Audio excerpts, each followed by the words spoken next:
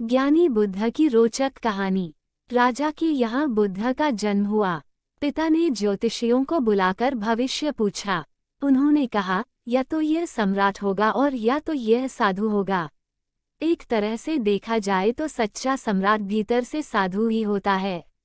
जब ज्योतिषियों की भविष्यवाणी राजा ने सुनी तो वे घबरा गए कि मेरा बेटा साधु हो जाए, ऐसा ठीक नहीं होगा। राजा ने पूछा, कोई उपाय बताएं, क्योंकि मैं चाहता हूं कि राजा का पुत्र राजा ही बने। ज्योतिषियों ने मैं कहा कि इसका लालन पालन व पूरा जीवन बड़ी सावधानी में बिताना होगा। अर्थात आपका पुत्र सिद्धार्थ कभी किसी बूढ़े व्यक्ति को न देखे, कभी किसी बीमार व्यक्ति को न देखे और कभी किसी मरे हुए व्यक्ति को न देखे। जब तक ऐसा होगा तब तक वे राजा ही बने रहेंगे, अगर ऐसा नहीं हुआ तो वे साधु बन जाएंगे।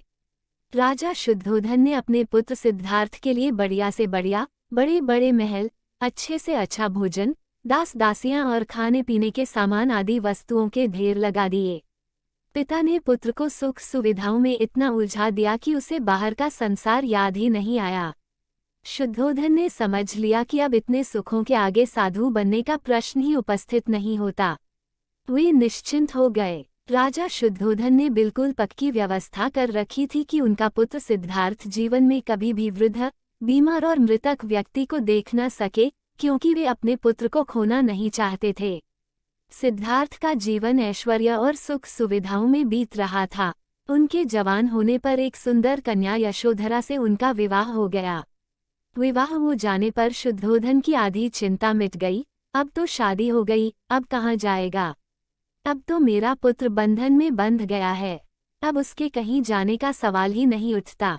1 वर्ष बाद बेटे का भी जन्म हो गया। उसका नाम राहुल रखा गया। अब राजा शुद्धोधन को बिल्कुल पक्का विश्वास हो गया कि अब यह कहीं नहीं जा सकता। एक दिन सिद्धार्थ ने कहा कि पिताजी, आज तक मैंने कभी अपनी राजधानी नहीं देखी, आपकी आज्ञा हो तो आज देखाऊं। राजा ने कहा, हाँ हाँ, अवश्य जाओ, अपना शहर देखकर आओ। एक सारथी को भी साथ में भेजा गया कि जाओ राजकुमार को राजधानी घुमा फिरा कर लाओ। फिर भी राजा ने चाक चौबंद इंतजाम कर रखा था कि कहीं चूक न हो जाए। सिद्धार्थ के लिए राजधानी के प्रमुख मार्ग खूब सजाए गए थे, पर घूमते घूमते सिद्धार्थ ने थोड़ा उल्टा मार्ग ले लिया। वे उस मार्ग से गुजरने लगे जहां पर तैयारी नहीं थी और आज उनको बहुत आश्चर्य हुआ जब पहली बार उन्होंने एक बूढ़े आदमी को देखा, कमर झुकी हुई, पूरी चमड़ी में झुर्रियां पड़ी थीं। वह परेशानी और डक से बेहाल था। उसकी चाल बहुत धीमी थी। बूढ़े की झुकी हुई कमर को देखकर सिद्धार्थ को एक झटका लगा और सारथी से उन्होंने पूछा, क्या एक दिन मैं भी बूढ़ा हो जाऊंगा? सारथी ने कहा, हाँ राजकुमार, हर व्यक्ति के जीवन में 3 अवस्थाएं आती हैं, बचपन, जवानी और बुढ़ापा। एक दिन तुम भी बुढ़ापे की अवस्था में जाओगे। हे राजकुमार, यह संसार का नियम है। चाहे गरीब हो या अमीर, सबका शरीर शिथिल अर्थात बूढ़ा होता है। राजकुमार सोच में पड़ गया।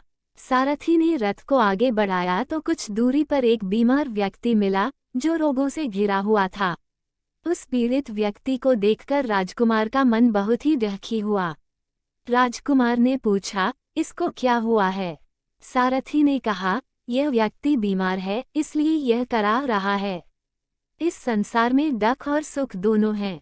यह है अपने अपने भाग्य की बात है कि कोई दुखी है और कोई सुखी है। क्या मैं भी कभी बीमार हो सकता हूँ? सारथी ने कहा, आप यह विचार अभी छोड़ दें। समय बड़ा बलवान होता है। ये सारी बातें कर्मों पर निर्भर करती हैं। चाहे राजा हो या रंक, सुख दुख सब पर आते हैं। अगर शरीर में कोई रोग आना है तो वह आएगा। यह सब सुनकर राजकुमार सोच में पड़ गया। सारथी ने रथ को कुछ आगे बढ़ाया तो सामने से 4 कंधों के ऊपर एक अर्दी को जाते हुए देखा। राजकुमार ने ऐसा पहली बार देखा था।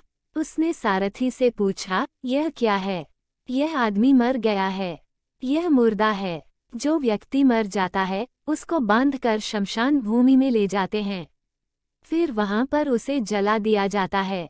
राजकुमार ने कहा, क्या सबको मरना पड़ता है? हाँ, सबको मरना पड़ता है। यह मृत्युलोक है। जो जन्म लेता है उसे कभी ज कभी अवश्य ही मरना पड़ता है। तो इसका मतलब यह हुआ कि ठीक इसी तरह से एक दिन मुझे भी मरना होगा, मेरी देह भी मुर्दा होगी और मुझको भी 4 कंधों पर उठाकर ले जाया जाएगा। मुझको भी ऐसे ही रस्सियों से बांधा जाएगा। मेरे भी आगे पीछे घर के सदस्य रोएंगे, तड़पेंगे और जिस संसार को मैंने इकट्ठा किया है वह सारा का सारा मुझसे छूट जाएगा। इसका मतलब यह हुआ कि क्या एक दिन मैं भी मर जाऊंगा? क्या एक दिन यशोधरा भी मर जाएगी? क्या एक दिन मेरा राहुल भी मर जाएगा? सारथी ने कहा, हाँ राजकुमार, एक दिन मैं भी मरूंगा, आप भी मरेंगे, यशोधरा भी मरेंगी और राहुल भी मरेगा, क्योंकि यह सब मरने के लिए ही पैदा होते हैं। उस रात सिद्धार्थ सो न सके, सोचने लगे कि क्या संसार में इतना डक है, रोग है, बुढ़ापा है, और ऐसे में मैं खा पीकर कैसे जी सकता हूँ? नहीं नहीं, ऐसा मुझसे नहीं हो सकता। मुझे खोजना होगा उस तत्व को जो डक, पीड़ा और शोक से रहित हो, जो भय, भ्रम और भूल से परे हो, जो अनंत आनंद से भरा हो, जिसे पाकर फिर और कुछ पाने की इच्छा न हो। सिद्धार्थ वैराग्य के शिखर तक पहुंच चुके थे। बस उसी रात को उन्होंने घर छोड़ दिया। सारथी से कहा कि नगर की सीमा से दूर ले चलो। नगर के बाहर पहुंचकर सारथी को लौटा दिया। फिर कई दिनों तक वन में चलते गए। एक घने पीपल के वृक्ष के नीचे आसन लगाकर ध्यान में लीन हो गए।